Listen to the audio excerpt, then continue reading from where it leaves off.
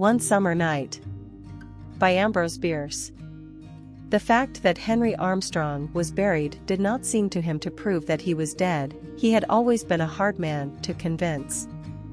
That he really was buried, the testimony of his senses compelled him to admit. His posture flat upon his back, with his hands crossed upon his stomach and tied with something that he easily broke without profitably altering the situation, the strict confinement of his entire person, the black darkness and profound silence, made a body of evidence impossible to controvert, and he accepted it without cavil. But dead, no, he was only very, very ill. He had, withal, the invalid's apathy and did not greatly concern himself about the uncommon fate that had been allotted to him. No philosopher was he, just a plain, commonplace person gifted, for the time being, with a pathological indifference. The organ that he feared consequences with was torpid. So, with no particular apprehension for his immediate future, he fell asleep and all was peace with Henry Armstrong. But something was going on overhead.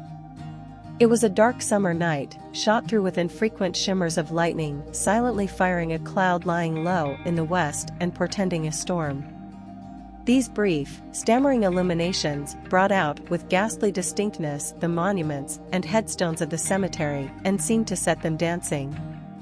It was not a night in which any credible witness was likely to be straying about a cemetery, so the three men who were there, digging into the grave of Henry Armstrong, felt reasonably secure. Two of them were young students from a medical college a few miles away. The third was a gigantic Negro known as Jess. For many years Jess had been employed about the cemetery as a man of all work, and it was his favorite pleasantry that he knew every soul in the place. From the nature of what he was now doing, it was inferable that the place was not so populous as its register may have shown it to be. Outside the wall, at the part of the grounds farthest from the public road, were a horse and a light wagon, waiting. The work of excavation was not difficult. The earth with which the grave had been loosely filled a few hours before offered little resistance, and was soon thrown out. Removal of the casket from its box was less easy, but it was taken out, for it was a perquisite of Jess, who carefully unscrewed the cover and laid it aside, exposing the body in black trousers and white shirt. At that instant, the air sprang to flame, a cracking shock of thunder shook the stunned world, and Henry Armstrong tranquilly sat up. With inarticulate cries the men fled in terror, each in a different direction. For nothing on earth could two of them have been persuaded to return. But Jess was of another breed.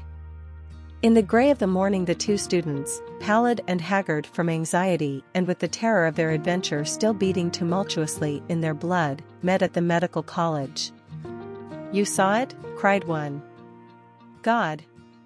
Yes, what are we to do?" They went around to the rear of the building, where they saw a horse, attached to a light wagon, hitched to a gatepost near the door of the dissecting room. Mechanically they entered the room. On a bench in the obscurity sat the Negro Jess. He rose, grinning, all eyes and teeth. "I'm waiting for my pay," he said. Stretched naked on a long table lay the body of Henry Armstrong, the head defiled with blood and clay from a blow with a spade.